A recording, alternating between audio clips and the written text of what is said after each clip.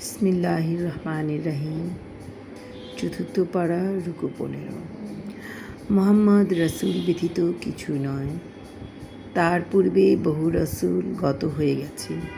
সুতরাং সে যদি মারা যায় অথবা সে নিহত হয়, তবে কি তোমরা পৃষ্ঠ প্রদর্শন করবে?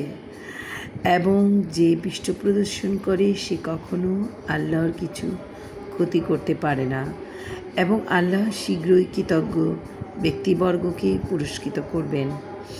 এবং আল্লাহর অনুমতি ছাড়া কারো মৃত্যু হবে না, কেননা এর মৃত্যুর মেয়াদ অবধারিত।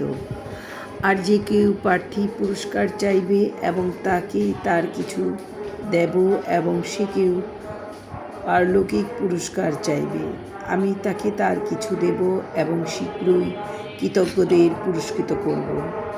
এবং কত নবী যুদ্ধ করেছেন, তাদের সাথে ছিল বহু বরবানি এক উপস্যের সাধক, যা সুপণ্ডিত ব্যক্তি।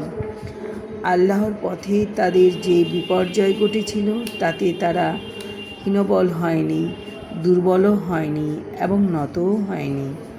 বস্তুত আল্লাহ ধৈর্যশীলদের পছন্দ করেন, এবং তাদের মুখে এই কথা ছাড়া আর অন্য কোনো কথা ছিল না। হে আমাদের প্রতিপালক, আমাদের পাপ এবং কার্যে বাড়াবাড়ি তুমি ক্ষমা করো, আমাদের পা সুদূর রাখো, এবং অবিশ্বাসী সম্প্রদায়ের বিরুদ্ধে আমাদের সাহায্য করো। তৎপর আল্লাহ তাদের পার্থিব পুরস্কার এবং পারলৌকিক উত্তম পুরস্কার দান করেন, এবং আল্লাহ পরোপকারীদের পছন্দ করেন। আমিন।